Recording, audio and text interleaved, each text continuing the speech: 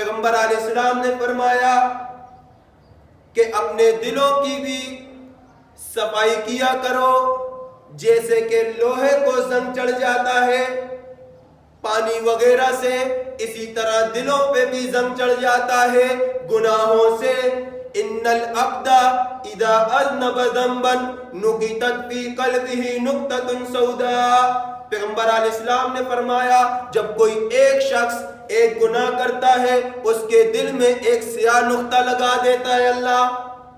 پھر دوسرا کرتا ہے دوسرا کالا نقطہ، تیسرا کرتا ہے تیسرا کالا نقطہ، اسی طرح یہ گناہ کیے جاتا ہے اور نقطے لگتے لگتے اس کا دل سارا کالا ہو جاتا ہے، اس کو حق اور باطل کی تمیز نہیں رہتی، اس کو جائز ناجائز کی تمیز نہیں رہتی، اس کو حلال حرام کی تمیز نہیں رہتی، اس کو ماں باپ کا ادب اور بے ادبی کی تمیز نہیں رہتی، اس کو سود سے بچنا اور نہ بچنے کی تمیز نہیں رہتی، تو اس وجہ سے اس کا دل کالا ہو گیا، اسی لیے اسے یہ تمیز نہیں رہتی،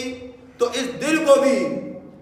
صاف کیا جائے۔ صحابہ نے فرمایا کہ اللہ کے رسول جب لوہے کو زنگ چڑھتا ہے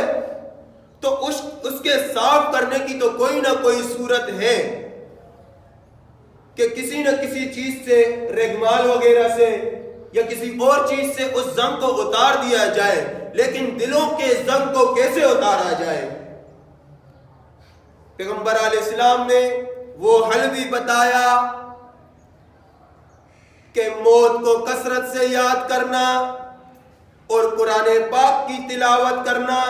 یہ دونوں چیزیں ایسی ہیں دلوں کے زنگوں کو دھونے والی،